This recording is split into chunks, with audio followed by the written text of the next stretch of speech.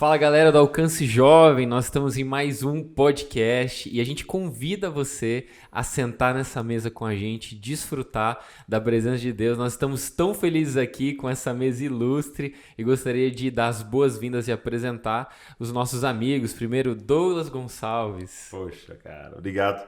Obrigado, prazer demais estar aqui, poder compartilhar, conversar, vai ser muito bom. Vai ser muito bom. Também a gente está muito feliz de receber Marcos Madaleno. Salve pessoal, tudo bem? Que bom estar aqui, Rafa. Muito feliz de estar aqui. Bom demais. E o filho da casa, nosso irmão do coração, Israel Subirá. Feliz demais estar aqui com vocês. É sempre uma alegria e já tô achando sinistro, porque tem aqui, acho que 3 dos podcasts mais da hora que eu já fui reunidos num só. Então tô só pensando que vai ser essa conversa de hoje.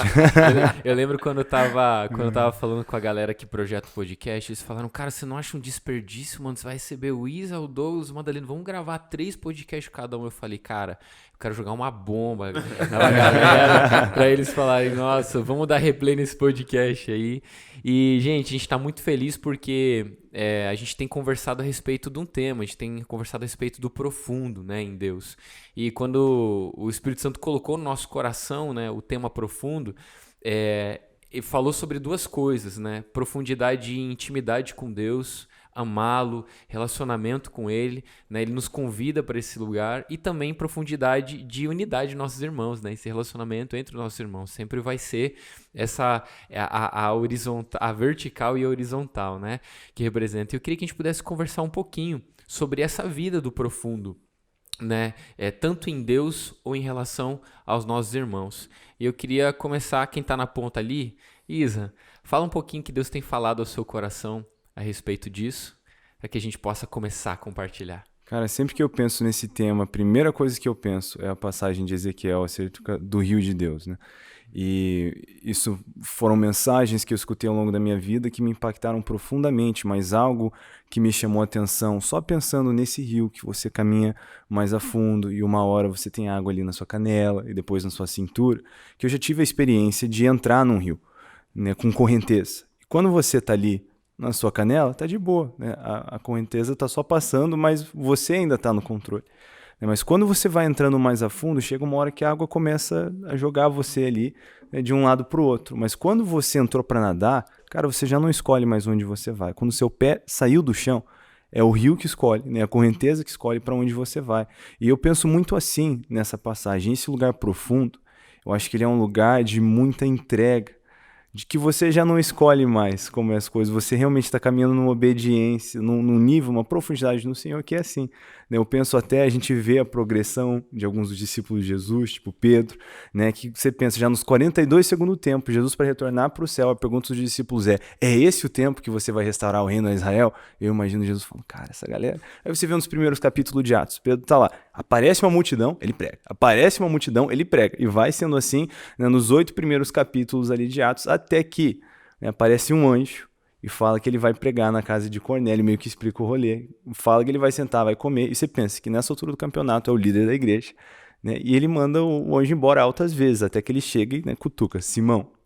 E aí Pedro já sabe que está encrencado com Jesus, né, ele entende, você vê a caminhada de Jesus com Pedro, né, e aí clarifica, beleza, ele vai, relutante. Do outro lado, eu acho engraçado que você tem um centurião romano, né, que acredita em Deus, mas não é circuncidado, que uma vez um anjo aparece para ele e ele cancela o dia de trabalho para se pôr a obedecer. Uau. Eu fico pensando às vezes como a gente é um pouquinho teimoso. Mas aí ele vai, aí tem uma multidão, eles dizem que um anjo apareceu e falou que ia vir um homem falar acerca do reino de Deus. E Pedro diz para eles, eu não sei o que eu estou fazendo aqui. Mas toda vez que aparece uma multidão ele prega, mas aqui é a primeira vez que é uma multidão de gentios, né, que não tem ali judeus. E aí nesse momento, Pedro finalmente cai a ficha e entende. Só que você olha depois, o próprio Pedro diz a tradição que morreu, né, saindo de Roma mais tarde. Ele estava vindo embora, eu acho que foi isso, né? Perguntar para os experts. Diz a tradição que ele estava saindo da cidade e ele teve uma visão de Jesus, que segurou a mão dele, né, que volta para aquela conversa de Jesus com ele na praia, de que um dia você não vai escolher para onde você vai.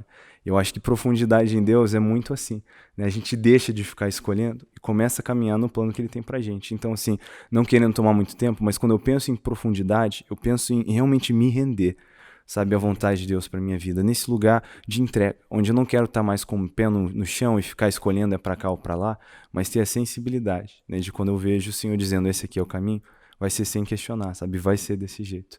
Então a gente vê isso, né? Um sinal de maturidade que a gente vê em toda a Escritura, na vida dos discípulos e nas nossas próprias vidas é a capacidade, né, de ser liderado, ser conduzido, ser carregado pelo rio de Deus, né, e não estar questionando, porque seu pé já não está mais no chão. Mas é essa a primeira coisa que eu penso. Muito bom. Eu penso isso aí também. Sensacional. Eu gosto muito de quando o Israel falou isso, veio muito na cabeça que quando a gente tá no profundo, né, você tem as correntezas, né? É isso aí, você não consegue seguir. Eu gosto muito a maior loucura da história de Noé pra mim é um barco daquele tamanho sem timão, né? Sem leme. Nossa, não pensei nisso. Como é que você constrói um barco daquele tamanho? Tudo bem, já construiu daquele tamanho Uma na caixa Madeira, fala assim, flutuante. uma caixa flutuante, ué. Uau. Você não tem ser remo, levado você não pra tem onde? leme, você não tem timão. Só tem que flutuar. Exatamente. Muito bom. Muito bom. Lá na igreja, na família de Escola, a gente tá trabalhando esse tema no ano, né? Discípulo, né? É o tema discípulo. E a gente começou a compreender essa questão, né? De você realmente abrir mão da sua vontade para fazer a vontade de alguém, né? É disso que você está descrevendo nesse rio, né, cara? E essa é a questão do discípulo, né? De seguir. Agora eu vou empenhar todo o meu esforço em seguir.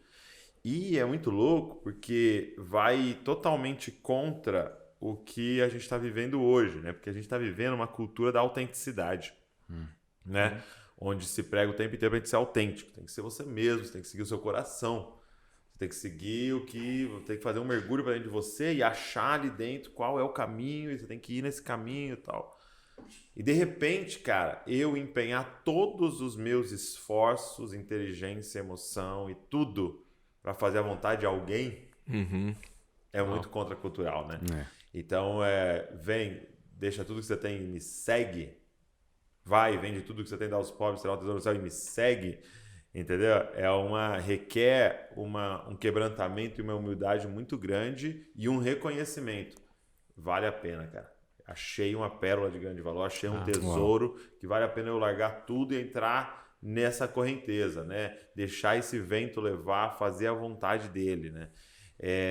E para mim é extremamente desafiador pensar nisso, porque qual é a maior habilidade do cristão? Qual é a grande habilidade? O que ele é PhD? Em seguir. Você já teve essa experiência de seguir alguém no trânsito, né? Vai viajar, você vai seguir alguém. Cara, é muito louco, porque você tem que desligar todas as suas vontades. Você tem que virar uma chave na sua cabeça de tipo assim, agora eu não empenho as minhas faculdades mentais aqui em discernir o caminho. Agora eu empenho tudo que eu tenho em fixar os olhos naquele que está na minha frente e não perder ele de vista de jeito nenhum. Então é muito louco, porque eu não preciso mais me esforçar pensando, é essa rua? É essa velocidade? É esse? Não, eu empenho tudo que eu tenho em fixar os olhos e conseguir acompanhar o ritmo daquele que está na minha frente. Cara, e eu acho que é esse o convite do Rio, sabe? É tipo, e se a gente parasse de acordar pensando assim, o que eu vou fazer hoje? Entendeu? E empenhasse todos os nossos esforços em perguntar, Jesus, o que você está fazendo hoje? Que eu quero seguir. E eu faço uma provocação, porque eu tava seguindo meu pai, né? Numa viagem. E aí, era isso, né? De repente, meu pai entrava na direita. E eu entrava na direita. E de repente, meu pai entrava na esquerda. E eu entrava na esquerda. E de repente meu pai ia reto, e eu ia reto. Entendeu? E não cabia a mim, se eu dei o controle para ele, e ele tinha o GPS e sabia onde nós estávamos indo, né? Não cabia a mim mais decidir essas questões, era somente seguir. E tem dia que Jesus entra na direita, e tem dia que Jesus entra na esquerda, e tem dia que Jesus vai reto, e tem dia que Jesus para. Tem dias que Jesus corre, e tem dias que Jesus vai bem lento. E cabe a nós falar, Senhor, só quero te seguir. Fixa os seus olhos no autor e consumador da nossa fé. Confia que ele sabe o caminho. E aí eu percebo a gente extremamente arrogante quando a gente tá no raso, porque a gente fica falando assim, Jesus, eu tenho um caminho melhor. Eu sei um caminho melhor que o Senhor. Eu sei que o Senhor abriu a boca e o céu saiu de dentro da sua boca. Você criou o universo inteiro, mas deixa eu te dar uma dica. Se eu fosse você, faria assim. Se eu fosse você. Jesus, eu sei um atalho. Eu conheço um caminho aí. Então, eu acho que, cara, é muito louco isso. Você ter a coragem de se perder nesse rio e falar, seja feito à vontade, né? Uau, isso que você falou assim foi muito legal. Profundo. Muito profundo. Foi muito profundo. De fato. Porque de repente. Tô subindo aqui. Porque de repente eu lembrei de Jesus com Pedro na praia. Essa conversa aí. Porque às vezes a gente tá tão preocupado pra onde o outro tá indo. E esse ali? Aí Jesus fala, Pedro... É o que você falou. É o que você falou de estar prestando atenção em tudo à volta. Você tirou o olho, né? Você tirou o olho. Falou, Pedro, você me segue. Se eu quiser que ele fique aí até que eu volte. Então, às vezes, eu acho que talvez muita gente se perde porque ele está, em vez de estar seguindo Jesus, ele está seguindo alguém que está indo... Não necessariamente está fora do que Jesus direcionou, mas é o... E eu acho que tem uma chave muito poderosa, né? Até na decisão de Pedro, que está na conversa da restauração de Pedro. Né? Porque eu acredito que tem pessoas que elas sabem obedecer. Elas sabem a rendição, sabe? Você não vai mais fazer do seu jeito, você vai fazer de um jeito aqui que Jesus falou. E aí tem aquelas pessoas que vão chegar na igreja e vai falar assim, então tá bom, como é que eu obedeço Jesus? Qual livro que eu leio? Eu tenho que ler a Bíblia? Eu vou ler a Bíblia. Tem que vir no culto? Vou vir no culto. Né? Tem que fazer o curso? Eu faço o curso. Tem que servir? Eu sirvo. Mas a motivação para isso que é a chave. Na restauração de Pedro, Jesus só faz uma pergunta, né? É uma entrevista de 3 perguntas de uma só, né? E a única pergunta é se você me ama, né? Que Jesus não queria apenas que Pedro fizesse algo, mas ele queria saber, você me ama? Uau. Porque em muitos ambientes, talvez, assim, num emprego, se você fizer, você vai receber e tá bom. Mas no reino, né, na relação com Jesus é mais profundo. A questão é, você me ama? Você me ama? E aí tem a chave, né? E quando, recentemente, né, eu pensando sobre isso, e foi muito legal, porque 2 semanas atrás eu preguei na igreja da cidade, e o tema que a gente discutiu e a gente afunilou para chegar era a profundidade. Uau. E a gente tem aquela coisa da pregação ter muito assim uma atitude em cima daquele aprendizado. Então, assim, quais são as atitudes para a profundidade? E quando eu fui pensar, eu fui orar, aí Deus me levou lá para 1 Coríntios 2, que falava sobre o que Deus preparou para aqueles que o amam, que era muito além da sabedoria humana. E ele vai dizer que os mistérios mais profundos de Deus são um presente do Espírito Santo para aqueles que amam a Deus. Uau. E aí eu tava com aquela cabeça, né? O que eu tenho que fazer para ser profundo? Me fala, né? Como é que eu me jogo nesse rio? Como que, sabe, eu vou ler mais, eu vou estudar mais, eu vou amar mais, eu quero saber, né? Eu quero saber o que eu vou por evangelismo agora, né? E aí eu vou voltar mais profundo. E aí eu vou ter uma experiência, eu tenho que viver mais o sobrenatural, como, né? Aquela coisa. Um dia o Douglas me falou que os vídeos que começam com como, né? Bombam mais. E a gente quer muito saber o como, eu tava desesperado, né? Como? E aí Deus trouxe muito claro ao meu coração, não é sobre... Dica de ouro aí. Dica de ouro aí. Anota aí. O título desse podcast vai ser Como eu profundo. E eu coloquei em prática lá, e é verdadeiro. E aí, então, Deus trouxe isso para mim. Não é sobre o quanto você faz, é sobre o quanto você ama. Uau. E isso, assim, eu acho que pode ser muito frustrante para muita gente, né? Eu quero fazer algo e eu vou conseguir. Eu vou fazer perfeito. Não é isso que tem que ser feito? Eu vou fazer. Só que não é isso. A questão é o quanto eu amo. Uau. Né? Uau. E nem todo mundo que estuda a Bíblia ama a Deus. Nem todo mundo que serve a igreja ame a Deus. Nem todo mundo que sai para o evangelismo ama as pessoas. Tem gente que está usando o evangelismo porque tem uma parte que é hype, né? Tem uma parte que bomba. Então, mas o quanto eu me importo com essa pessoa, o quanto eu a amo e quanto eu amo a Deus. É o maior mandamento. É o maior mandamento, né? É meio clichê, né? Mas assim, é isso. Isso. E aí quando você vai para 1 Coríntios 13, né? Sobre amor. E ele está falando sobre... a igreja não tinha problema de dons espirituais. A igreja não tinha problema ali, né? Sobre... Eles tinham revelação, eles tinham dons. Mas Paulo fala, agora eu vou falar de um caminho mais sobreexcelente, né? Superior. É superior, profundo, mas é mais profundo, né? E ele pega e fala, estou falando agora de amor. E ele vai falar dessas atitudes, né? Até a gente aprendeu na nossa igreja assim, que o amor é o combustível do profético. Então, assim, é meio que assim, eu vou entregar uma palavra de conhecimento para o Isa. Pode ser que eu erre, né? Mas o meu objetivo ao final não é a palavra mais assertiva, não é a performance do que eu vou fazer. Né? O que o Randy Clark fala, né? Mas se no final ele se sentir amado por Deus, eu já cumpri o objetivo principal. Muito bom. Entendeu? E aí tem a segunda parte, né? Quando você ama, o Espírito Santo corrige a rota, né?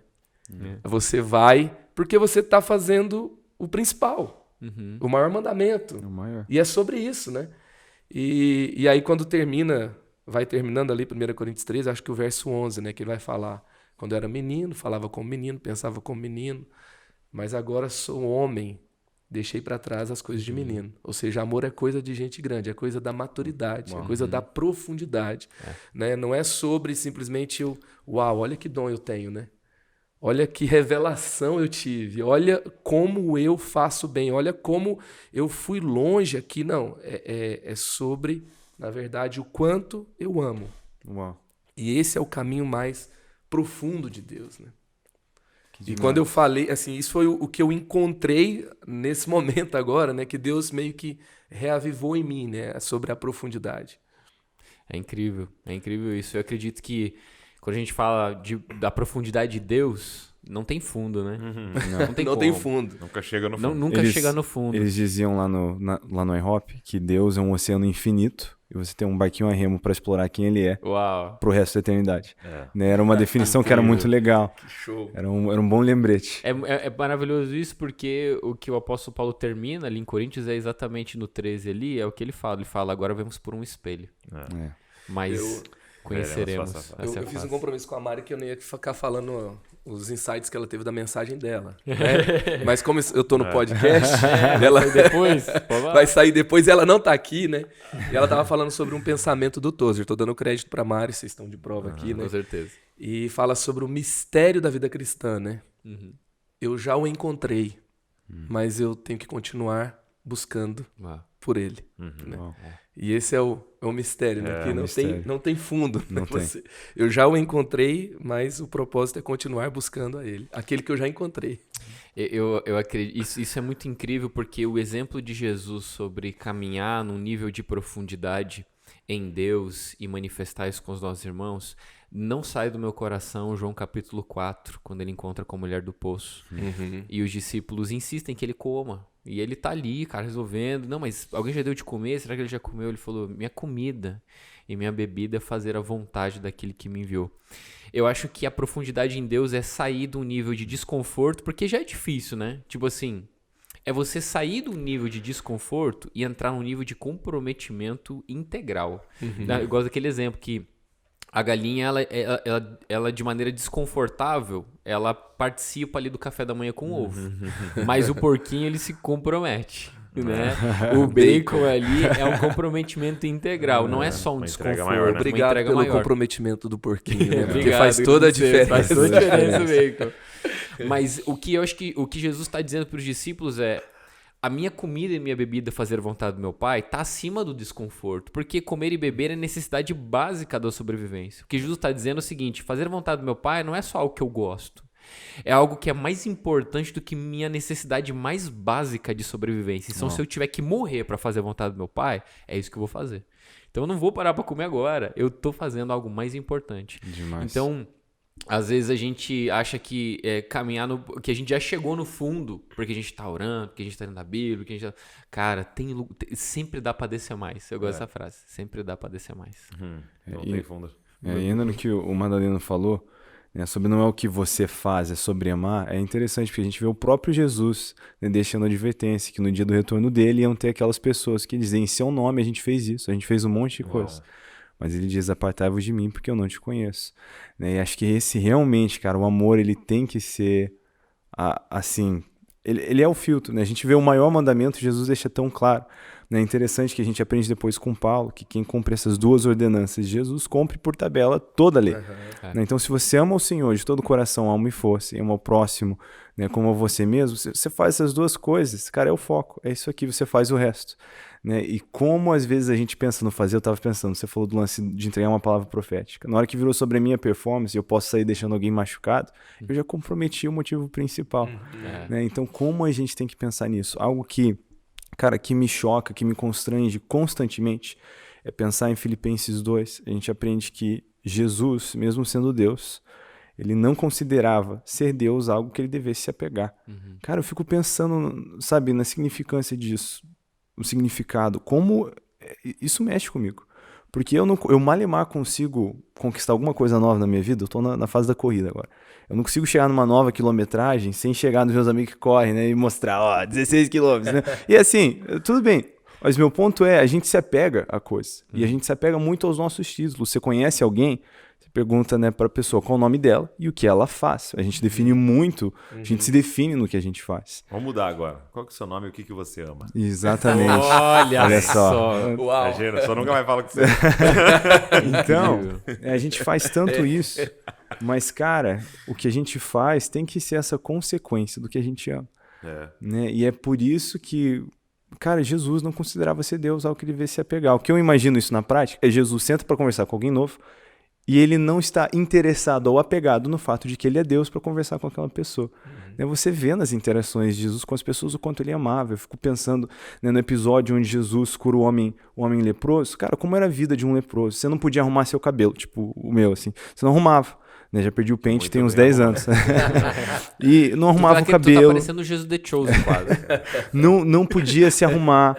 Então, e você tinha que passar por uma cidade, uma área populada que tinha que evitar, mas se tivesse acontecido, você tinha que vir gritando, impuro, impuro, impuro, pro pessoal correr. Né? Só você estar perto de alguém, tradicionalmente, já te deixava impuro. Aí chega o homem, né, falando para Jesus, pedindo que Jesus curasse. Se você quiser, eu sei que você pode me curar. Aí Jesus caminha até o homem. Eu fico pensando que essa foi a primeira cura. Essa foi a primeira cura que ele precisava. Imagina o que isso faz com o coração de um cara. Jesus faz essa questão. Ele caminha até ele, ele toca ele e ele diz, eu quero.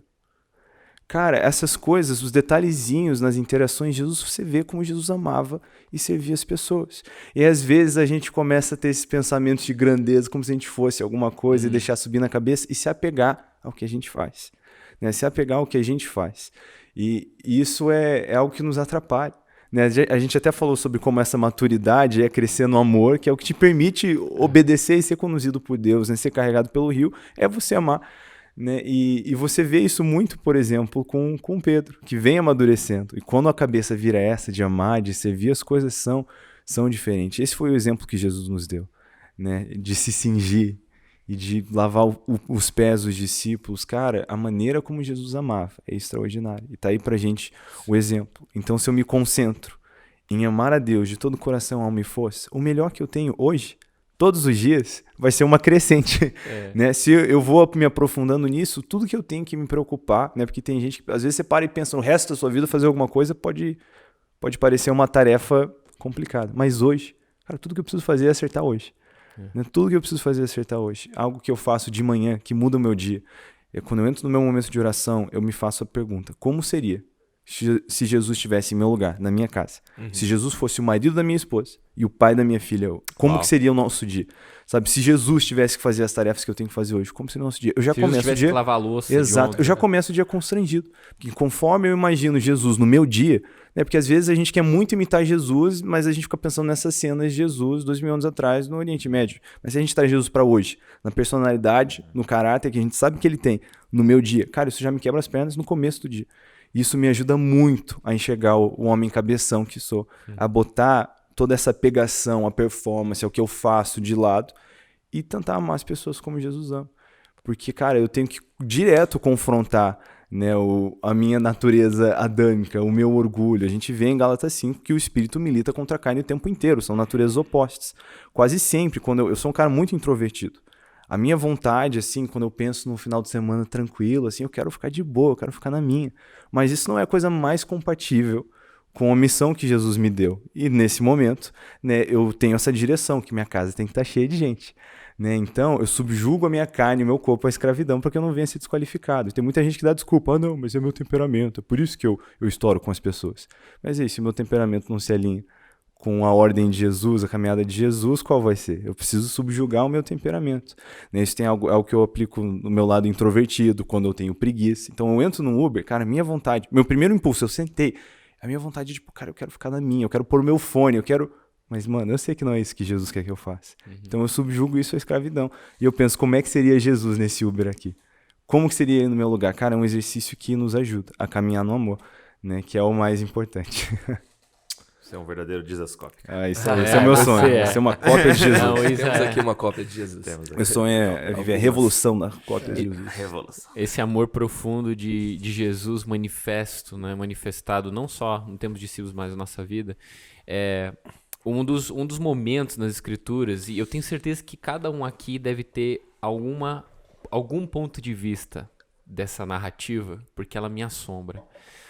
É os últimos capítulos ali, quando Lucas se encontra com os dois discípulos no caminho de Emaús. Quando eu vou falar sobre isso, eu falo, cara, primeiro a gente precisa entender que esse Jesus que está se encontrando com os dois discípulos não é o mesmo de 3 dias atrás.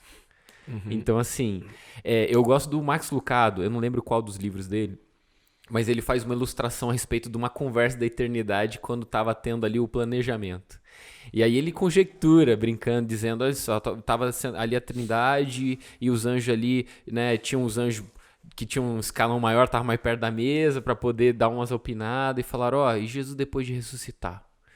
E aí Max Lucado, ele diz, eu imagino que um dos anjos falou assim, já sei, ele vai subir no cenáculo do templo e vai falar pra todo mundo, ei, eu não disse pra vocês que eu reconstruiria em 3 dias o que vocês derrubaram? E aí, só essas ideias de... Marvel. Só essas ideias inventando, né? E aí, de repente, Jesus fala, não vai dar, gente. Porque 2 discípulos vão estar indo para Emaús e o propósito deles permanecerem em Jerusalém. Ué, como aí? Peraí. E quando você vê a narrativa, né? Jesus fingindo que não sabia qual é o rolê, vocês estão tristes por quê? Então conta aí, tá andando. Aquela quilometragem toda, né? 12 quilômetros, se eu não me engano, era de Emaús até Jerusalém. Então, assim, um rolê gigantesco e Jesus queria estar ali com eles. E eu queria que... E quando eu vejo isso, eu falo, cara... Jesus lavando pés de discípulos é incrível, né? É um coração, né, do rei servo, é maravilhoso o modelo e a cultura de serviço, mas quando eu olho para o caminho de Emaús, eu vejo uma profundidade num amor que, tipo assim, cara, o Deus de todo o universo, ele parou o que estava fazendo e falou, vou caminhar com 2 aqui. Uau. É assustador e ele ressuscitado, né? E ele vai ficar 40 dias aqui, né? Fazendo suas últimas reuniões para ser assunto aos céus e deixar os jogos começarem, né? E aí você pensar em ele andando essa quilometragem e ele ouvir, né? Mano, Deus ouvindo a criação falar bobeira.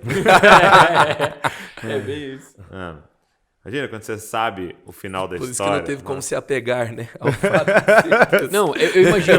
De cabeça. Imagina o seguinte, assim, ó. Se fosse eu, por isso que Deus é maravilhoso. Porque assim, ó. Os fariseus chegam para Pilatos e falam bem assim: Pilatos, manda uma guarda guardar o túmulo, porque ele ficou falando o tempo inteiro que ele ia ressuscitar no 3º dia. E os discípulos estão perdidos. Andando lá falando que já Acredite, morreu lá, 3 dias. Mó fé, Os né? fariseus, mó fé. Ó, vão roubar o corpo dele lá. Coloca lá, porque ele pregou que 3 dias ali. ia. Mas é isso mesmo. E se a gente for pensar, né, acho que foi o Douglas que falou sobre o cristianismo é totalmente contra a cultura. E lá em 1 Coríntios 1, 23, que fala que a cruz é um escândalo para os judeus e uma loucura para os gregos. Então, assim, nunca se imaginava que um Cristo estaria naquele lugar, o Cristo que eles esperavam. E quando você vai para os gregos, quem eram os deuses?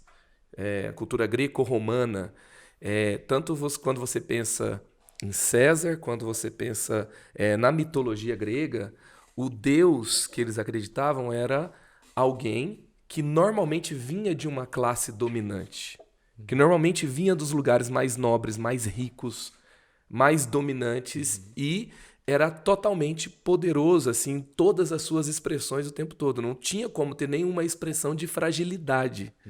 E esse Deus, esse Cristo, ele vem de uma região e ele passa a maior parte da sua vida em um lugar que não era tão significante. Tinha comércio na Galileia, tinha ali algumas coisas, mas não era tão relevante quanto Jerusalém.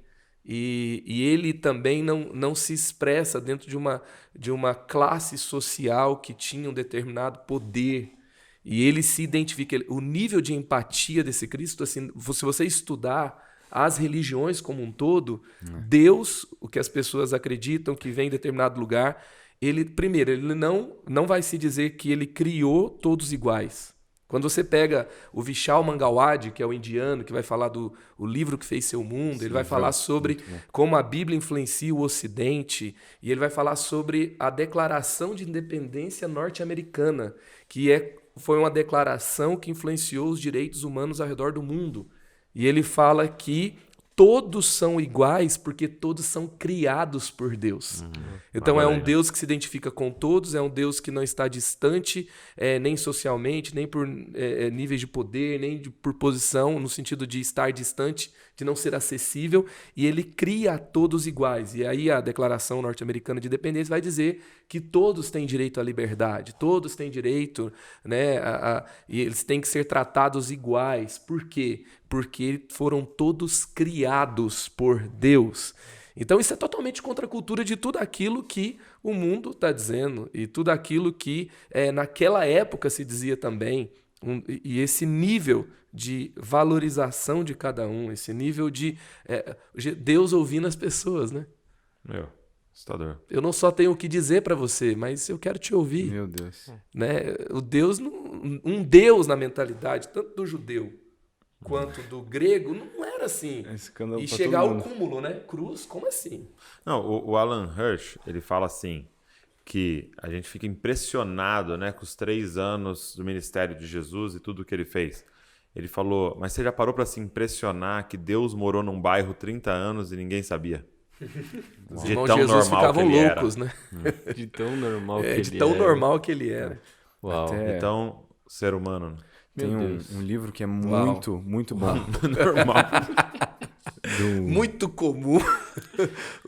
Não chamou atenção, né? Meu Deus. Assim, né? Não só normal, como, cara, se tem gente que reclama que a mãe compara com o primo que passou na Federal do Paraná, imagina se Jesus fosse o teu primo. Tem um livro muito bom, eu acho que todo lugar que eu vou falar desse livro, que é um belo fora da lei, um mestre fora da lei, perdão, do John Eldredge, que ele fala muito sobre a personalidade de Jesus. Esse livro é tipo o The Chosen antes do The Chosen, né? Um mergulho na personalidade, no caráter de Jesus, é um livro extraordinário. E algo que ele fala muito é sobre como isso era normal, sabe? A gente até depois capitalizou nas nossas traduções da Bíblia o ele, né? Por adicionar uma reverência, um temor, mas ela não era assim, sabe? Não era... Tipo assim, o grande...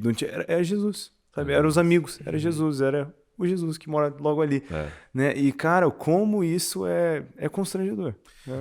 E é onde está a profundidade do nosso Cristo, né? Uau. Que é o carpinteiro, aquele que também cumpriu a sua missão até a cruz, e o ressurreto estava lá ouvindo as pessoas. E porque a gente para... É muito louco, que quando a gente pega, por exemplo, a confissão de fé, as confissões de fé, a maioria vai falar para você, ele nasceu de uma virgem, né? E ele foi crucificado, ressuscitou e foi assunto aos céus e vai voltar. E é meio assustador porque a gente pula o viveu 3 anos. Só que os 4 evangelhos gastam dezenas de capítulos para nos falar a vida dele, né? Então a gente é salvo pela morte dele na cruz, mas a gente é salvo pela vida dele, né? Ele salva a gente na cruz, perdoando nossos pecados, mas ele salva a gente nos ensinando o que é ser humano, né? Então Jesus ele veio reumanizar aqueles que estavam desumanizados pelo pecado. Então ele veio falar pra gente assim, ó, deixa eu te mostrar o que é o normal de viver, né? Quando você faz essa pergunta que Jesus faria, é fazer a pergunta o que um ser humano normal faria. Uau. O que o ser humano sem pecado... Ele é o nosso cabeça de raça. Nosso Exato, novo Adão. É o novo Adão, né? Ele veio ser humano.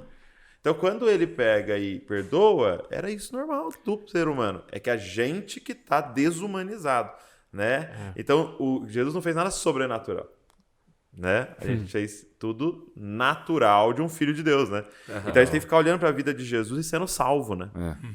Por cada uma das coisas que ele fez e cada uma das conversas que ele teve para a gente conseguir compreender esse 100% homem, né? A semente da mulher que esmagaria a cabeça da serpente. Então ele, homem, veio para nos ensinar novamente como viver, né? E esse é o nosso grande desafio. Eu acho que, cara, eu liderando igreja, cuidando de jovens, eu percebo que cada vez mais a pergunta é como viver. Como ser filho, como ser cidadão, como ser marido, como ser esposa, como ser como trabalhar, como ser funcionário, como ser patrão, sabe? A gente às vezes vai para coisas que a gente acha que é profunda, mas profundo mesmo é tipo, como é que vive, né? Eu vi um pastor uma vez falar, eu não me recordo qual pastor, talvez até o Borges. E se o convite de Jesus para Pedro em ser pescador de homens não fosse na nossa ideia de tornar prosélitos, mas fosse a ideia de colocar a mão dentro daquele ser que está desumanizado e trazer a humanidade de volta, né? Pescar o homem que está escondido lá dentro, né? Através da transformação. Olha só. Interessante. Não profundo. Só jogar a rede profundo. E Jesus, como esse parâmetro, o exemplo humano, é algo interessante. Quando a gente vê, né, Paulo falando para Timóteo sobre Jesus Cristo, que um dia há de julgar os vivos e os mortos, quando a gente pensa em Jesus julgando, muita gente tem aquela ideia de Jesus julgando o crente.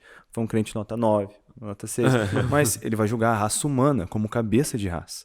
Né? Então, é muito interessante, porque em tudo, cara, você vê o exemplo de Jesus. Quando a gente mergulha mais a fundo, uma das experiências mais incríveis que eu tive na minha vida foi uma aula que eu fiz lá no IHOP, com o Alan Hood, né, que a gente gastou 6 meses estudando as excelências de Cristo. A gente gastou 6 meses olhando para episódios da vida de Jesus e olhando como ele se comportou ali. Cara, pensa um negócio que mudou a minha vida.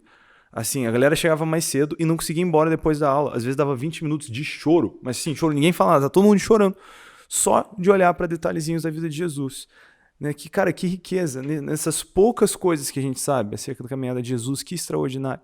Eu lembro quando a gente estava estudando mansidão, e aí a gente conversou sobre o episódio onde Jesus está falando com os fariseus, e ele está falando acerca de ser filho de Abraão, né? E ele, quando ele fala que das pedras o Senhor pode trazer filhos de Abraão, eles dizem para Jesus, pelo menos nós sabemos quem é o nosso pai. E não somos um samaritano como você. Gente, vamos fazer a matemática. O que eles estão dizendo? Estão xingando Jesus. Eles estão xingando a mãe de Jesus. Sim. Porque José não é samaritano. Maria não é samaritana. Então o que eles estão... Eu sei quem é meu pai. Eu não sou um samaritano que nem você. Seria como hoje chamar alguém de corintiano, assim. De baixaria. Assim. Então, cara... Então, pensa...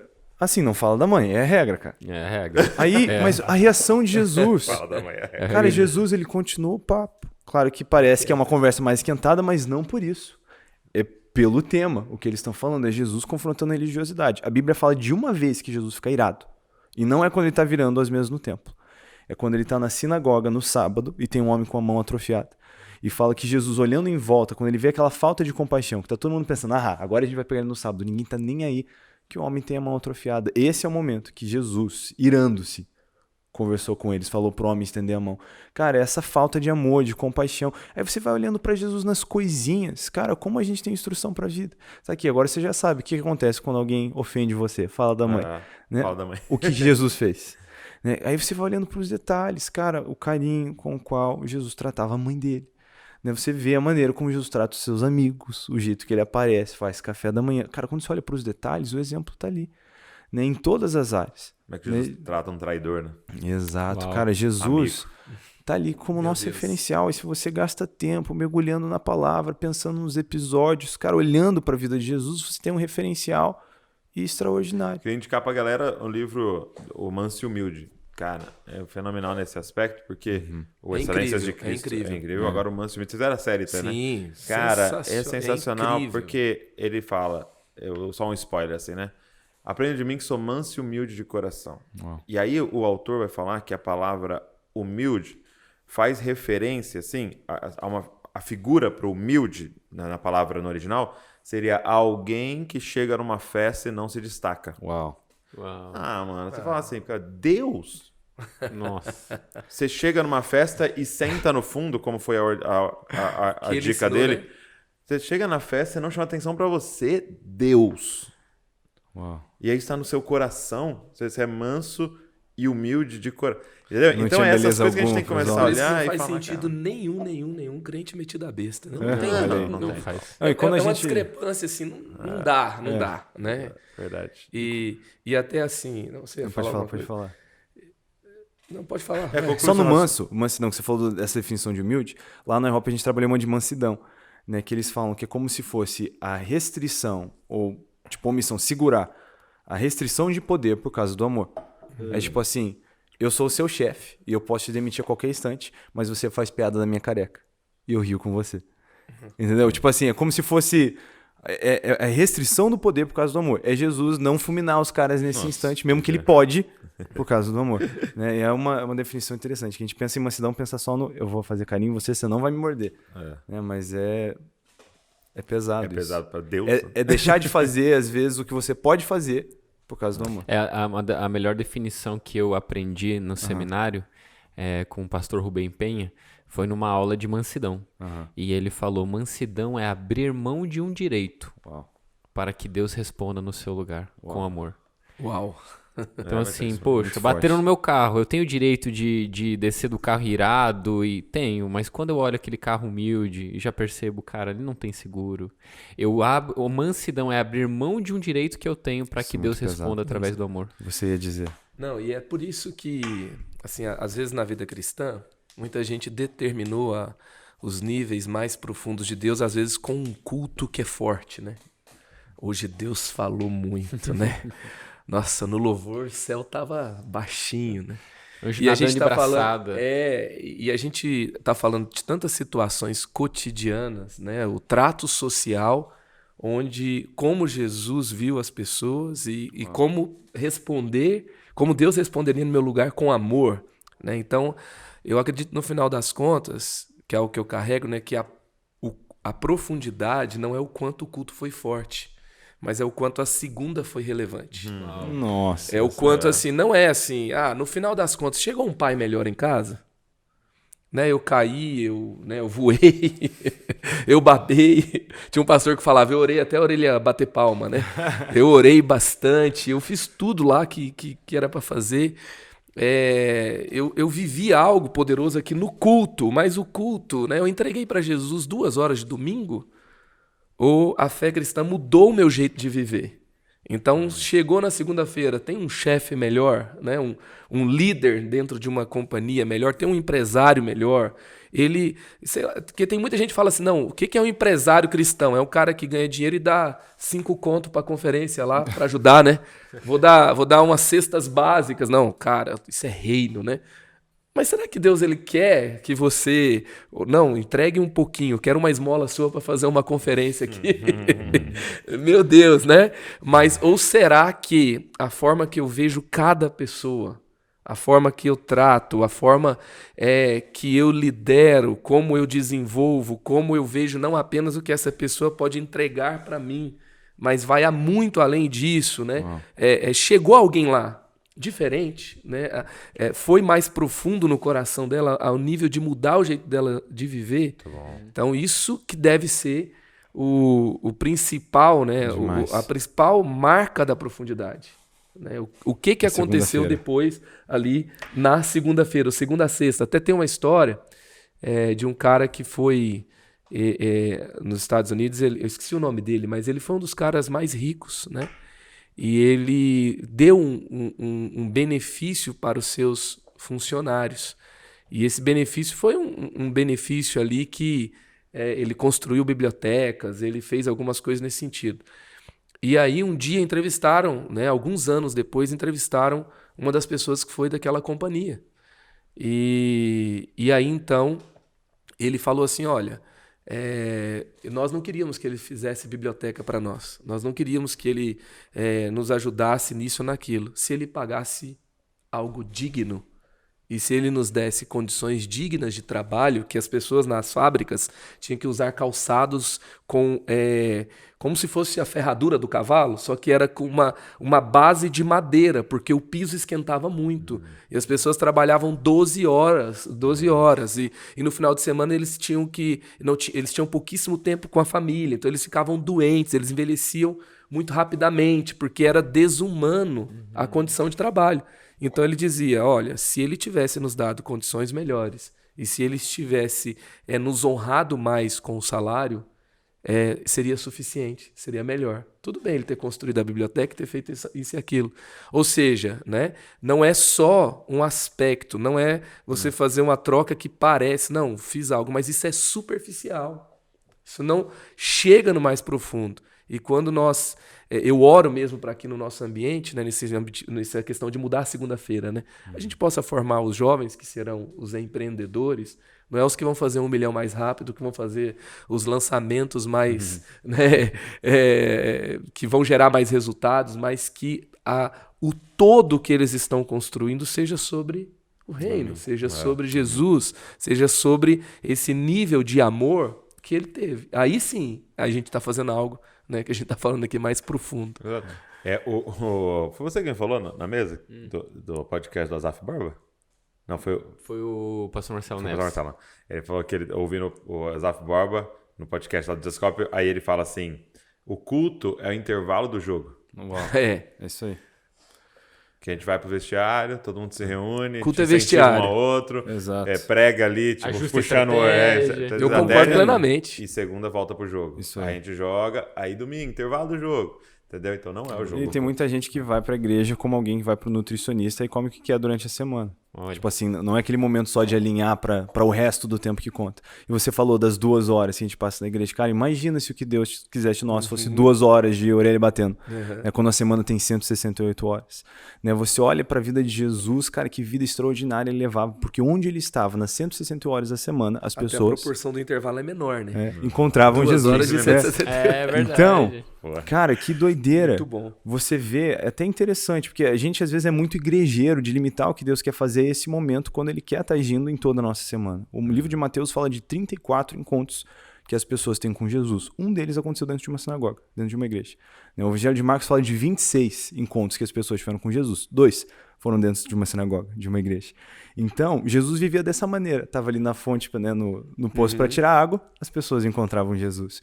Né? E a gente às vezes limita muito a isso. Mas eu penso nessa integralidade do amor. Cara, eu sou casado com a minha esposa o tempo inteiro. Não tem um lugar que eu tô que eu não sou o marido dela. Excelente. Mas muitas vezes a gente pensa nessa nossa relacionamento com Deus como se fosse assim. Quando estamos aqui eu sou noiva. Aqui eu sou ecumênico. Exato. E não é esse o desejo de Deus, né? O amor, ele é o tempo inteiro. O tempo inteiro eu sou uma cópia de Jesus. O tempo inteiro eu sou a noiva, eu sou filho. Então, a gente tem que pensar mais nisso. O impacto está ali na segunda-feira. Né? Como a gente está jogando o jogo. Não é só... E às vezes a gente deixa isso tão de fora. E o cara vive a semana de maneira tão desleixada. E ele vai para a faculdade. E ele é grosso com as pessoas. Ele não faz amigos direito. Ele é desleixado no trabalho, aí ele chega no culto e ele canta, ele ora, e 2 horas assim, massa para Jesus.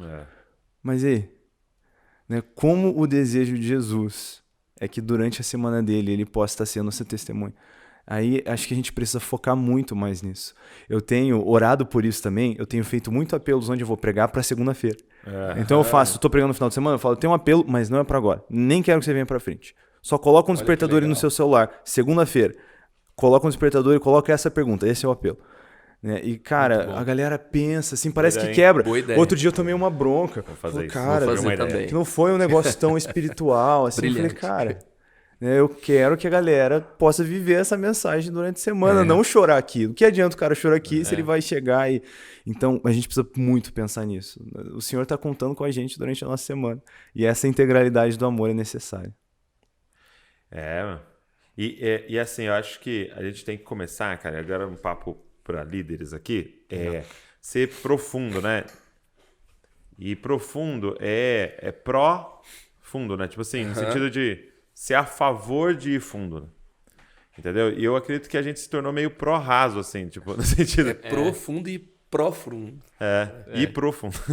A ideia é essa. E profundo. Profundo, que tem pro ponto fundo, é o profundo e profundo, imperativo de ir. De ser a favor de ir fundo, né? Nós somos aqui Profundo. né? Fundo. Então, e a gente se tornou pró-raso, vamos dizer assim, porque você consegue ter mais gente, né? Então, assim, pega aí agora no seu YouTube e vê lá as coisas com maiores visualizações. Ela é pró-raso, entendeu? Ela não é profundo. Entendeu? Porque a galera não quer ir pro fundo, porque no fundo você perde o controle, entendeu? No fundo você tem maiores desafios, o fundo é perigoso. Você é um pouco mais lento. Você é mais lento, não tem mérito, tem um monte de coisa em questão do profundo. Então você coloca um vídeo lá mais profundo, vamos falar no meu contexto de YouTube, coloca um vídeo lá mais profundo, você vai ter menos visualizações. Você coloca um vídeo que seria um pouco mais raso, vai ter mais visualizações. E não tem problema como estratégia, porque todo mundo entra na piscina pelo raso e vai caminhando, né? Todo mundo entra no rio, no tornozelo e vai caminhando. Então não tem problema se a gente fazer estratégia, só que então pode parar, a gente tem que ser pró-fundo. Então, tipo assim, sentido de eu sou a favor, o sucesso pra gente é quantas pessoas estão no fundo. E não quantas pessoas a gente tem no raso. Porque a gente fica nessa, tipo, tem que ser militante do profundo. Olha É isso aí. Tá aí. Quer militar por alguma coisa? Milita pelo que importa. Porque aí a gente vai começar a redefinir sucesso. Eu falo direto com a galera lá. Gente, pelo amor de Deus, não se engane com quantas pessoas estão vindo de domingo. A gente não pode falar. Nossa, porque tem acontecido lá na Família 2 domingos, por exemplo, de vários domingos, não ter vaga da manhã, não ter vaga da noite, tem que mandar 50 carros embora porque não tem mais lugares. Não, tá dando certo. Não tá dando certo. Isso aqui nós temos então uma multidão de crianças no raso. Aí agora, quantas pessoas vêm na sala de oração? E não pode ter um oceano com 2 centímetros de profundidade. Exato, né? Entendeu? E quantas pessoas estão nos DNAs tendo profundidade de comunhão? Quantas pessoas estão do seu ato discipular? E aí a gente vai ter que então colocar outras métricas para nós, porque a gente é pró-fundo. Entendeu? Tipo, a gente é a favor do fundo, não pró-números no raso. Entendeu? E aí eu queria deixar assim uma reflexão, uma exortação para nós como líderes, né? Não sei nem se vai fazer sentido tentar nos ouvindo agora, mas para nós aqui nessa mesa, pelo menos, né? Porque quando Jesus chega no templo, e aí é um dos únicos poucos episódios de ira dele ali, né? Ele chega e tem aquela monte de mesas de cambistas, né? E ele pega e ele vira as mesas.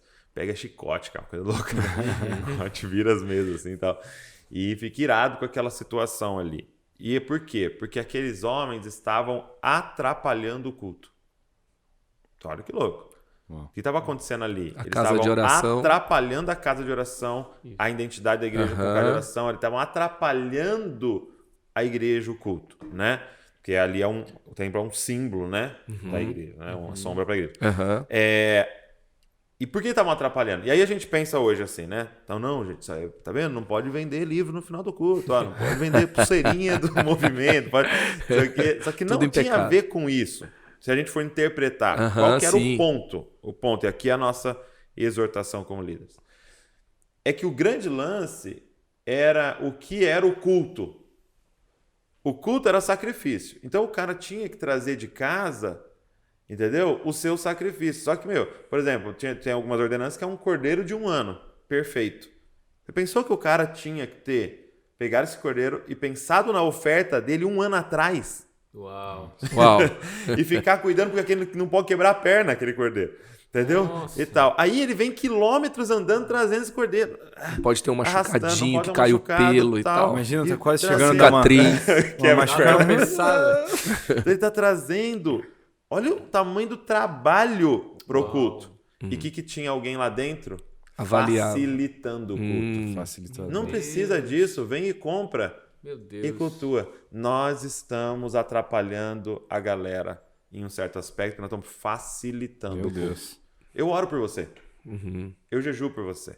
Eu leio Bíblia por você. Vem no domingo e nós vamos dar uma palavra para você. Entendeu? Então, eu queria dizer o seguinte para nós aqui. Gerando consumidores espirituais. Né? Consumidores espirituais. Então, essas são as mesas que Cultura ele vem para virar e fala, extrativista. para de atrapalhar o culto. Uau. Porque nós estamos mimando. Aí, hoje eu tenho feito assim, ó, o Davi, exemplo dos meus filhos, né? Davi chega para mim, estamos na cozinha, ele fala assim, pai, faz um leite com Nescau para mim. O que eu falo? Não. Filho, tudo que eu fizer para você, que você pode fazer, eu estou atrapalhando a sua vida. Tudo que você não pode fazer, eis-me aqui e eu vou fazer. Você não consegue ganhar dinheiro? Eu vou trabalhar para você agora. Você não consegue não sei o quê? Eu vou fazer. Você não consegue pegar o carro e ir no médico? Eu vou te levar. Mas você já consegue fazer leite. Interessante. Pegar um Nescau e pôr. Então, se eu fizer, Eu te atrapalho. Tô te atrapalhando, eu não tô te ajudando. Se eu fizer, eu não tô te amando. Então, é a gente parar aqui com líderes, você que está nos ouvindo, e pensar, cara, para de fazer aquilo que a igreja tem que estar fazendo. Meu Deus. Nós não podemos fazer isso, cara. Uau. Tem uma abordagem, né, que até assim, tem gente que tem preconceito porque fala que é um método de crescimento de igreja. Mas Obrigado, eu vejo meu como, na verdade, princípios saudáveis e bíblicos para uma igreja, que é a questão da igreja com propósitos, né? E tanto o Rick Warren quanto o Doug Fields, que assim, um livraço para Ministério com Jovens, que o Rick Warren trouxe a visão e o Doug Fields trouxe o como aplicar no ministério. E tem uma abordagem que é a saúde de uma igreja, a maturidade dela é medida pelos compromissos que ela assume. Então, ele vai fazer os círculos de compromissos espirituais. Então, por exemplo, eu vou ver quantos jovens, se eu estou liderando jovens, fazem parte dessa cidade ou dessa região. Tem 100 mil. Quantos são cristãos, frequentam a igreja pelo menos? 30%. Então, tem 70 mil pessoas nesse círculo mais de fora aqui, o mais externo, que não tem compromisso nem de frequentar uma celebração, um culto. Né? Aí eu tenho o próximo nível, que é o nível da multidão, é o oceano, né? Que sem profundidade ainda, que são as pessoas que frequentam. Então, quantos frequentam? Então, eu tenho um nível de compromisso aqui. Aí eu tenho um próximo nível, que é o nível dos que foram batizados. Os que não, eu quero ter comunhão, é a congregação, é o nível da congregação. Aí o próximo nível vai ser o nível dos que servem, dos voluntários. E o nível mais profundo é o nível dos comprometidos, daqueles que querem, são as cópias de Jesus. Né? São os que elevam, né? Os que querem ser. Os profundos, Os que alcançaram. Os que alcançaram. Então aqui são os que querem, eles estão comprometidos em estudar a Bíblia, eles estão comprometidos em em mudar, ter hábitos espirituais, né? De se santificarem, de ajudar os outros, etc. Aí você vai para o nível mais de fora, para que você possa trazer todos para o nível mais profundo. E aí ele pega e vai avaliar, né? E tem algumas avaliações. Por exemplo, à medida que o compromisso aumenta, a frequência diminui. Certo? É normal. Então, assim, eu tenho meu encontro de oração com jovens na sexta-feira. É a mesma quantidade de gente que participa do sábado? Não. Quando eu trago um convidado, né, uma banda no sábado, lota. Né? Quando eu tenho lá o culto de sábado funcionando, é muito maior a quantidade do que quem vai orar na sexta-feira. Quando estão estudando a Bíblia, ou seja, estão em algum curso de discipulado, estão sendo discipulados 1 a 1, é outro número, é bem menor. Como que eu avalio que realmente nós estamos alcançando o objetivo? Essa pergunta que o Douglas fez, né? A gente chegou lá, a gente está chegando lá, a gente está no caminho certo. É quando, à medida que o ambiente vai alcançando mais pessoas, tem mais pessoas crescendo em cada nível de compromisso. Então a gente vai avaliar. Nós batizamos mais. Nós temos mais pessoas nos grupos de familiares, células, né? Grupos nas casas. Eu tenho mais pessoas servindo. Então eu estou avaliando, não simplesmente lotou, encheu. Tem gente servindo. Quantos estão evangelizando? Então eu vou vendo se aumentou. E aí eu vou vendo quantos estão sendo discipulados um a um. E aí que vem aquela questão da gente ter que contar, né? Que se a gente quer ir para níveis mais profundos na liderança, liderando na igreja, a gente não pode ter nem numerolatria e nem numerofobia. Então, assim, eu não quero só um ambiente cheio, mas também eu tenho que ver os números. Na primeira pregação de Pedro, quantos se converteram? Foram 300 mil. Quase. Na primeira? 3 mil. 3 mil. Quase 3 mil, né? E a primeira... Primeira foram Atos. menos, foi? Atos, quando ele é 3 cheio do Espírito 2. Santo, lá em Atos 2. Sim, já foram 3 mil na primeira. Ali foram já, quase já 3 foi mil, foi a primeira. Por que a gente sabe que foram 3 mil? Que batizaram 3 Contado. mil. Batizaram 3 mil, É que né? 3 mil foram batizados. E fala, se converteram foram batizados, né? Então, alguém contou. Alguém falou, né? Teve alguém que contou ali e disse. 4 né? já contam que depois já tá mais, já Já chegaram tá a 5 mil que 5 mil. creram. E no final, depois tinha 5 mil, alguém contou. E tinha uma avaliação também. Eles não só se converteram, mas eles estavam de casa em casa. Eles estavam sendo generosos, eles estavam contribuindo, eles vendiam o que tinham, porque tinha gente que tinha necessidade. Ele parou e falou assim, a segunda-feira mudou, né? Então o nível de compromisso aumentou. Então a gente tem que sair dessa ilusão do culto cheio, Isso é né? ponto. A ilusão da conferência cheia, a ilusão do acampamento cheio, e ir para realmente assim, quantos estão fazendo compromissos mais profundos com Jesus? Ser profundo. Para algum batizado, É esse caminho, né? foi um Indo compromisso profundo. mais profundo. Ele queria só frequentar, agora ele já se batizou. Não, agora ele vai servir, ele vai aprender mais sobre a Bíblia por meio desse programa de crescimento espiritual que nós temos aqui. Então, E esse assim rio, por né? diante. Esse cara que entra nesse nível de profundidade e compromisso, esse cara é uma cópia de Jesus. Esse cara vai levar. Ele Esse vai levar cara mais vai gente. alcançar. Esse cara subirá. Muito forte. E ele vai fazer uma pregadinha, né? Ele vai fazer uma pegadinha. Ô, gente, cara, que delícia essa conversa. Eu queria compartilhar com vocês algo que o Espírito Santo falou agora pra mim. Não era premeditado, eu não tava pensando nisso, mas enquanto a gente tava conversando, veio algo que o Espírito Santo me falou, e deve ser pra alguém ou pra alguns, ou talvez até nós. Não vivermos dos peixes que a gente conseguiu no profundo. Porque lá em Lucas, no capítulo 5, quando tem a pesca milagrosa, cara, provavelmente foi a maior pesca da vida de Pedro. Mas a Bíblia termina quando Jesus faz o convite: venha após mim e eu te farei um pescador de homens. A Bíblia diz, e deixando tudo, o seguiram, inclusive aqueles peixes. Então, no pensamento de Jesus, no pensamento de Pedro, tipo assim, cara, esse cara é a maior pesca da minha vida. E Jesus, de certo, pensando, irmão, se tu soubesse que eu faço com 2 peixes. Com 5 pães e 2 peixes. Com 2 peixes, 5 mil homens se alimentam. Então, às vezes isso veio porque eu lembrei de uma frase no meu carro, o André Aquino, cara, quando veio pro culto da arena. Ele tava comigo e ele falou, do nada assim, ele falou, cara, às vezes a gente se acostuma tanto com o que Jesus nos deu, ou seja, o resultado que a gente teve no profundo, que quando Jesus tira isso, a gente fica meio perdido. Porque a gente se acostuma mais com o resultado do que com o próprio Jesus, que nos levou para esse profundo e trouxe o resultado. Então, quando a gente tá falando dessa questão dos resultados, né, veio isso no meu coração, tipo assim, cara, para de viver com aqueles peixes da grande pesca e vai seguir Jesus. Cara, o profundo te levou para um resultado incrível, continua. Isso. Né? Porque a vida de Pedro foi muito mais extraordinária do que aquela grande pesca. Sim.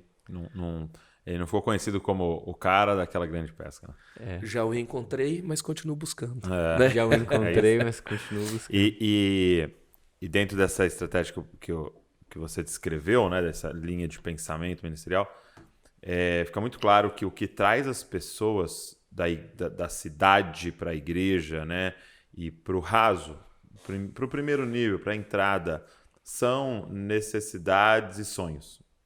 Entendeu? Que é exatamente o que o marketing hoje explora em vender, né? Ou ele vai te resolver um problema, ou ele vai te realizar um sonho. Entendeu? Então é um método de venda, né? Você está com qual problema? Então tem aqui um produto que soluciona. Ou qual é o seu sonho? Então tem aqui um produto que soluciona. E aí a gente fica, e a igreja acaba que acontece isso também, né? Você está com um problema com seus filhos? Vem que nós vamos... Está um problema com seu casamento? Vem. Você está com uma doença? Vem. Você tem o sonho de prosperar? Vem que aqui você vai entender as coisas. E aí você tem toda essa... Então você vê Jesus chegando lá na praia, né? E aí ele tem o prato cheio, né? O cara frustrado que não pescou nada. E com o sonho de pescar muito, né? As duas coisas ali na hora, né? E ele manda nos peixes, né? Ele fala, entra lá de novo. Aí, mas eu não pesquei nada, não sei o que, eu tô frustrado. Não, vai lá, confia em mim, joga do outro lado, tal. Aí ele joga, aí vem a pesca maravilhosa. Então o que ele fez? Ele resolveu o problema, ele realizou o sonho. Uau. Isso você traz ele pro raso. Entendeu? Agora, como que tira o cara desse lugar? Consumidor, e leva ele pro profundo. E aí você falou... É quando eu dou para ele, eu apresento para ele uma missão que vai fazer ele ter a coragem de abraçar as dores e abandonar os sonhos dele. Entendeu? Tirar o pé do chão. Tirar o pé do chão. Então, tipo assim, você gostou de eu ter resolvido o seu problema e realizado o seu sonho? Agora deixa eu te apresentar algo superior. Vem cumprir a missão comigo. Então, na prática, por exemplo, vou dar um exemplo, né? Um amigo meu, eu encontrei um amigo meu, e eu falei, e aí, fazia tempo que eu não via, eu falei, e aí, que igreja você tá? Ele falou, tô indo em tal igreja. Eu falei, pô, que legal, e por que você tá indo lá e tal? Cara, eu queria ser um ministério infantil incrível. Que ministério infantil? Nossa, é muito legal, e não sei o quê. Eu falei, legal. Então, o ministério infantil resolve um problema, realiza um sonho e atrai pessoas. Então, ele tá ali por causa disso. Mas na hora, eu não falei, mas eu pensei, mas e quando seu filho for adolescente? Pra qual igreja você vai? Entendeu? E quando seu filho casar, qual igreja você vai estar? Entendeu? Porque a gente vai para isso. Então, qual que é o caminho aí na prática, né? O cara chegou, o ministério infantil é incrível. Ele vai entrar e ficar ali, meu Deus, que legal. E ele vai falar com o líder do infantil, falando, meu, que lindo isso aqui, que maravilhoso e tal. Eu vou vir para cá, porque meus filhos vão participar aqui. E aí esse líder do infantil fala, cara, então deixa eu te fazer um convite. Vem morrer pelas crianças junto com a gente. Vem ofertar seu tempo, seus recursos, pensar junto com a gente. E mesmo depois que seu filho crescer, vai ter filho de um monte de outras pessoas para a gente continuar dando a vida. E aí a gente leva a pessoa para um lugar mais fundo. Que aí vai comprometer a segunda, a terça, a quarta, a quinta, a sexta dela. Aí vai comprometer as finanças, vai comprometer a faculdade que ela fez e que fará e tal. E aí a gente vai levando. Então a gente precisa, cara, apresentar para as pessoas uma missão. Ou a missão. Né? E que parte elas são responsáveis de tudo isso, né? Eu acho que esse é o nosso desafio. É aquela história, Deus ele permite ser encontrado na superfície, que ele resolve as nossas dores, né? Ele nos enxuga lágrimas, nos leva aos nossos sonhos, mas ele te convida para profundidade. Ele está te convidando o tempo todo, né? Para profundidade. A pesca e os peixes não era sobre você ficar lá, uau, né? Que pesca incrível, vou vender todos esses peixes e tal. Era sobre o que viria depois, né? Chamar atenção, né? E é interessante, assim, o Israel começou falando do texto de Isaías 47, né? Então, onde você vai mais profundo. Aí tem um momento que ele fala, e ele me levou para a superfície. Opa, eu errei o profeta, acho que no começo eu falei que era Ezequiel. Hã? Disfarce. Como é que é? Acho que eu percebi agora que eu errei de profeta. É o profeta Ezequiel. Ezequiel. Ah, então tá. Eu falei profeta... Não sei, Ezequiel das águas... Lá na Manel. Fechou, enfim, tamo lá. O texto do Ezequiel... Justo. 47, né? Isso. Das águas. Então tem um momento que você vai para subir. Vou ter uma preocupação. Aí Deus leva ele, né? O anjo leva ele para a superfície e ele vai ver ali que há um movimento, a vida, e por onde o rio passa tudo vive. E eu acredito que como líderes, como os mais maduros, os que conhecem a profundidade, eles estão no profundo e Deus vai levar ele para a superfície. Uau. E Deus vai levar ele para a profundidade de novo. E às vezes, por exemplo, esses 70 mil aqui, naquele exemplo que eu dei, que não conhecem Jesus, a gente vai lá, talvez, falar de coisas da superfície. Total. E eu nessa abordagem, a gente aprende assim, esses caras que estão fora, eles olham para a igreja e falam assim, eu nunca vou lá. Eu não quero saber de igreja. Então, qual que é o próximo nível de compromisso? Se você falar do nível mais profundo, Entendeu? Exato. Então, o próximo nível de Vem compromisso morrer. você quer se comprometer em chegar um pouco mais próximo e fazer parte de um ambiente onde a sua fé pode se desenvolver, Muito bom. deixar que a fé seja algo que você, não, Deus, né, uau, é tudo para mim. Mas quanto tempo você dedica para Deus na sua vida? Para esse que é tudo para você. Então você quer ouvir mais sobre ele, você quer estar num ambiente onde nós falamos legal, dele cara. e nós crescemos em quem ele é. Então você convida meio que para frequentar culto. Né? Você convida para um programa de multidão, porque você está na superfície, você conhece a profundidade e você vai falar sobre a riqueza de vida que tem lá. Aí quando ele está aqui, você vai mostrando, né? Que se Jesus falar tudo de uma vez.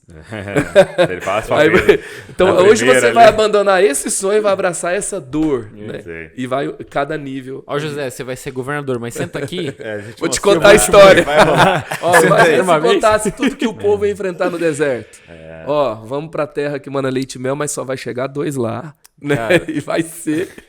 Quando vocês estavam falando a respeito, né, desse próximo nível, eu sempre gosto, porque às vezes a gente olha o jovem rico e a gente tem ele como muito conversinha, né? Tipo, o jovem rico foi lá pra tentar fazer uma média. Cara, quando você vê, o jovem rico foi sincero. O que não faltou pro jovem rico foi sinceridade. Sim. Ele corre, se lança aos pés de Jesus, né? O que faltou pra ele foi um compromisso até com tudo, né? Jesus falou, te falta uma Integralidade. coisa. Te falta tudo, né? E isso me remete... Faltou um nível mais profundo. Faltou um nível mais profundo. Isso me remete ao que Jesus fala a respeito. O reino dos céus. O reino dos céus é eu falo muito isso, assim. Meu coração, as escrituras me assombram. O reino dos céus é semelhante a um homem que encontrou um tesouro oculto no campo. Vendeu tudo que tinha, muito feliz, e comprou um tesouro. Comprou esse campo. A primeira coisa que eu fico pensando é o seguinte, cara, qual é o trabalho que você teria hoje pra vender tudo que você tem? Mano, é assim. Ele não foi assim, tipo assim, em um dia ele vendeu tudo. É muito trabalho você vender tudo. Segunda coisa, se fosse equivalente o tesouro que ele encontrou com o que ele vendeu, o trabalho não seria sido em vão. Então não vende. Não, o tesouro que ele encontrou era infinitamente superior ao trabalho e tudo que ele possuía. Então, quando eu vejo essa narrativa, é tipo assim, cara, não é que Jesus é a melhor opção de vida. Ela é a única. As outras todas é apenas uma sobrevivência para tentar encontrar um propósito. Cara, eu não sei vocês, mas quando eu tô num restaurante, quando eu tô num shopping, quando eu tô em qualquer lugar, cara, às vezes eu paro, a Marissa olha pra mim, assim, eu tô meio emocionado, chorando, ela fala, meu Deus, amor, tudo bem? Eu falo assim, amor... Você parou a pensar que eu tenho 31, você tem 28 e a gente entendeu o propósito da nossa vida, cara. E talvez 80% ou 90% das pessoas que estão aqui, elas estão correndo uma carreira sem saber para onde ir. E que nos leva a esse compromisso que Jesus nos chama. A pescar homens, porque não sermos consumidores, mas sermos comprometidos nisso, porque o convite para a profundidade é para a gente voltar a ser cuspido na praia, para que a gente vá para Nínive. Né? E Deus me confrontou com o livro de Jonas, e é sobre isso que eu vou ministrar, não é um spoiler que eles vão ver só depois da ministração. O livro de Jonas é um Deus misericordioso e amoroso, tolerando Jonas dentro de nós. Escondidos dentro do barco, tentando fugir da vontade dele, que é manifestar a misericórdia dele para outras pessoas. Porque quando o Jonas está no barco com aqueles pescadores, idólatras e ímpios, mas mais crentes do que ele, que se arrependem, que oram a Deus, que jogam fora a carga que era valiosa para não jogar Jonas... E a gente, primeira oportunidade, quer jogar todo mundo esse barco, menos a Jonas carga. tá jogando Nínive fora. Jonas tá jogando Nínive inteiro no jogavam mar. Jonas E fora. os caras estão jogando. Os caras que são ímpios, que não conhecem a Deus. Aí quando perguntam, você quem é? Eu sou o servo do Deus Altíssimo que criou os céus e a terra. Cara, você precisa se converter, Jonas. E quando eu li, cara, pra mim foi um espelho e foi um choque. O livro de Jonas é um Deus misericordioso e amoroso, tolerando Jonas dentro de nós, que não quer ir pra Nínive. É isso.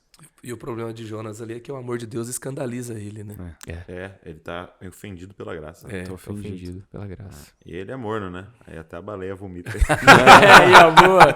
Ele é morno, até a baleia vomita Jonas. E na perspectiva que você trouxe, né? Ele é alguém que não queria abraçar uma dor, né? Ele queria só a parte legal, né? Ser profeta, em Israel, falar com as pessoas que ele acreditava que eram as pessoas dignas ou escolhidas, né? E Deus vai trazer um outro plano para ele. Ele, não, isso aí não. É muito louco. É impressionante que Jesus, Jonas quando vai dar profundo, testemunho, Jonas profundo, quando Jesus testemunha sobre Jonas, o que me causou um assombro foi quando ele fala daquela geração. Vocês pedem um sinal do céu, geração perversa, mas nenhum sinal será dado, a não ser o de Jonas. Aí ele diz assim, em verdade vos digo que Jonas se converteu com aquela pregação. Que pregação? Meu irmão, Jonas foi com uma má vontade de um tanto, que ele falou, qual é o mínimo que eu posso falar para ter obedecido a Deus? Então é o seguinte, 40 dias e Nínive será subvertida. Essa pregação. E aí Jesus fala, com essa pregação, Nínive inteiro se converteu. E imagina que vocês estão ouvindo e o coração duro tá fechado. Então ele falou, naquele dia Nínive vai estar ali, ó, julgando vocês. E o mais impressionante é que eu ouvi um pastor falar uma parada que eu fui procurar no Olive Tree, no Strong.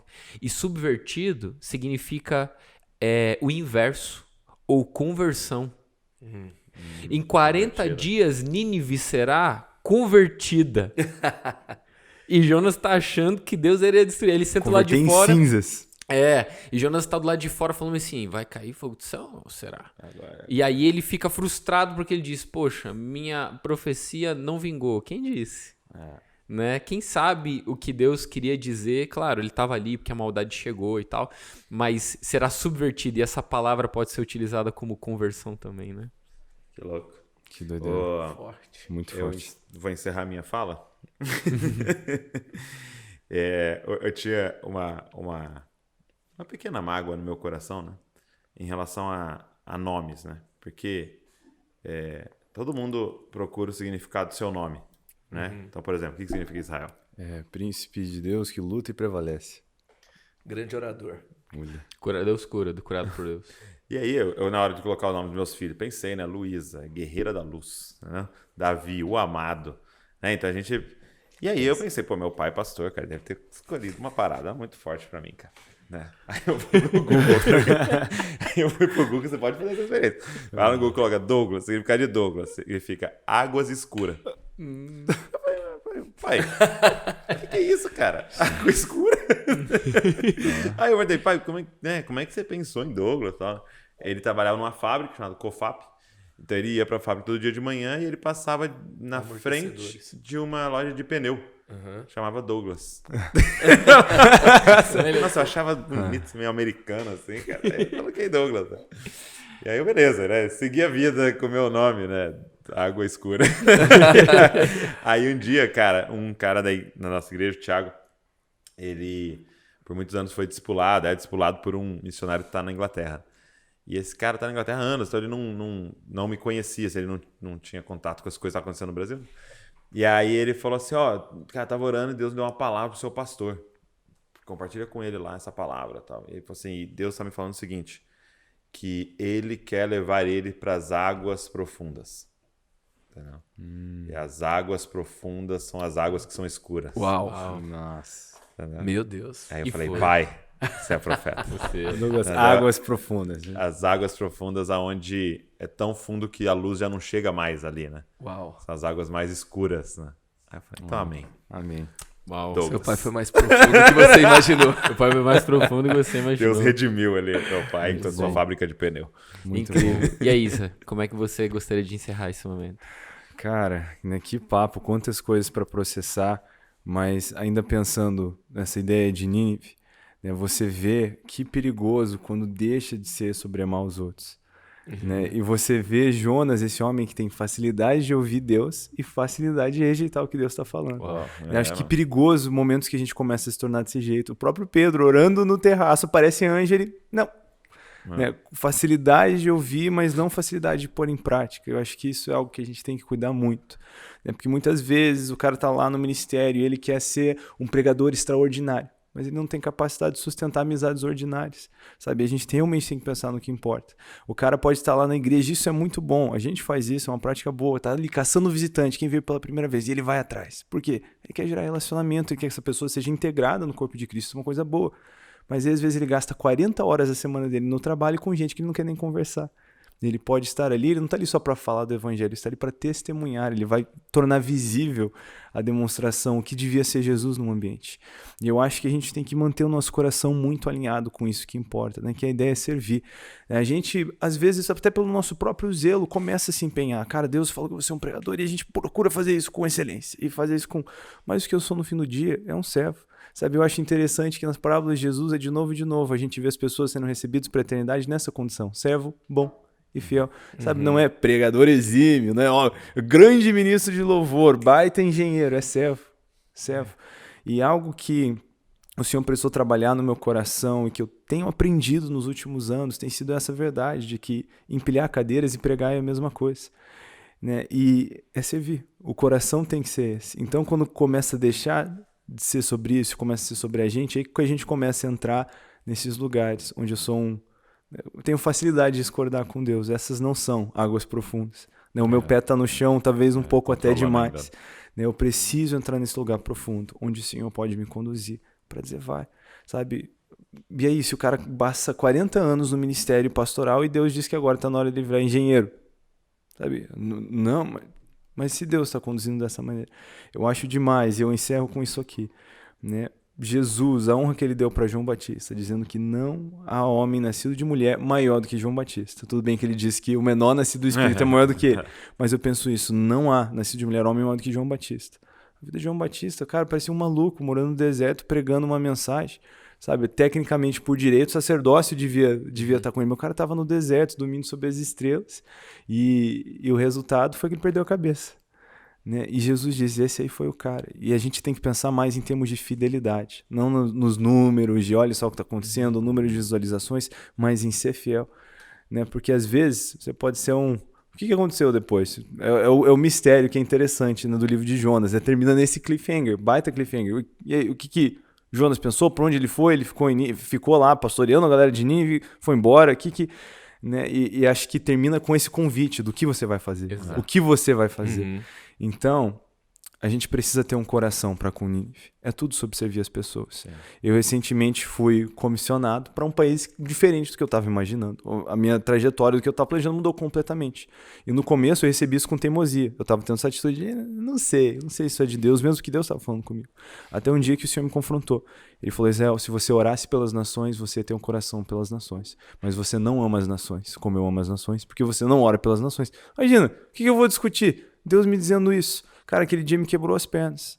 E eu comecei a fazer isso. Eu percebi que eu era extremamente egoísta no jeito que eu pensava de ministério. Sabe? E aí, se o Senhor quiser que eu gaste a minha vida num lugar desconhecido, onde ninguém vai ver fazendo o que Ele me chamou para fazer, né? Eu sei que isso é o que eu preciso fazer. Porque um dia, né, o servo, ele tem um lugar na mesa de Jesus. Não o exímio pregador, o servo. Então a gente tem que buscar e encaminhar nesse maior mandamento que você trouxe com tanta...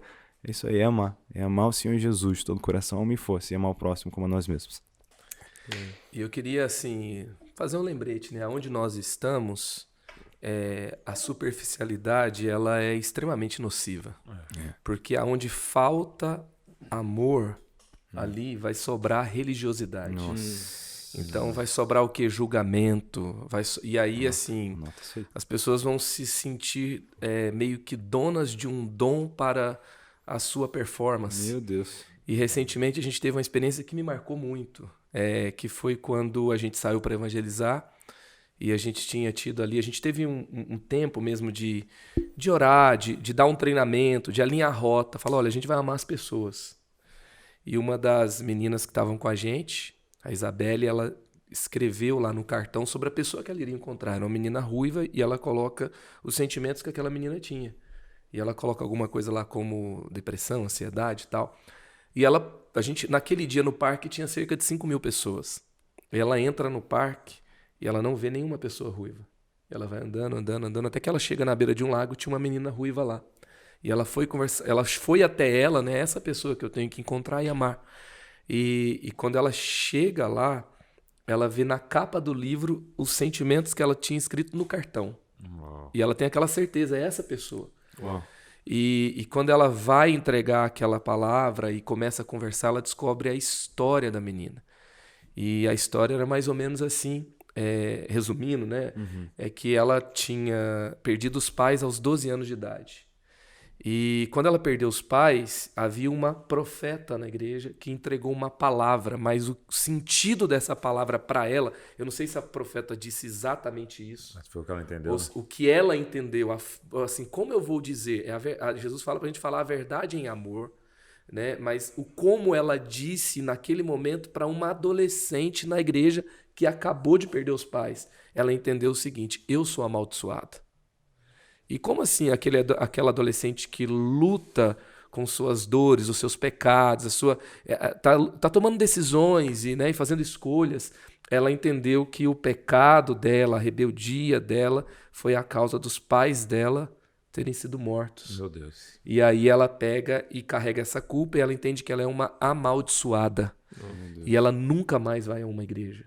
Ela não consegue mais ter um relacionamento com Deus. Então, assim, essa menina na beira do lago era alguém marcada por um ambiente onde faltou amor e sobrou religiosidade. Nossa, é a superficialidade que fez isso, né? É alguém que condenou Nínive, né? Ou, não sei, né? É até difícil dizer, né, que era uma Nínive. Era alguém que não foi sábio, alguém que não amou, alguém que não teve um mínimo de empatia na hora de falar. Seca, né? E a gente não sabe nem se foi uma verdade, né? Mas pode ser também, uma verdade seca também provoca isso. E o final dessa história foi que, assim, aquela menina foi profundamente tocada. A gente fez um culto no parque, ela esteve lá à noite. Mas que a gente seja aquela pessoa mesmo que para e fala, não pode faltar amor aqui. Amém. Que não seja sobre a minha performance, que não seja sobre os meus resultados, que não seja sobre o que eu faço, que seja o quanto eu amo e o quanto eu amo as pessoas que ele ama.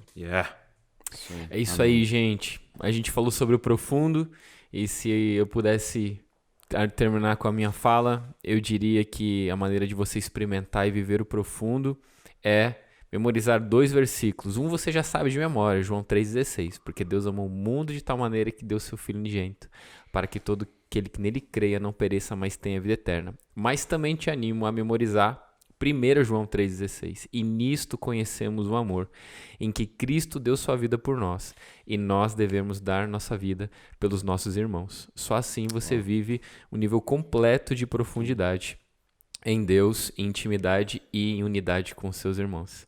Então, muito feliz de ter todos vocês aqui. Gente, vocês são sempre bem-vindos a essa casa de vocês. Obrigado, a gente ama de verdade vocês e somos servos de vocês. É nóis. E você também fique ligado nos próximos episódios. Deixe que Deus abençoe seu coração. E tamo junto no Alcance Jovem Podcast.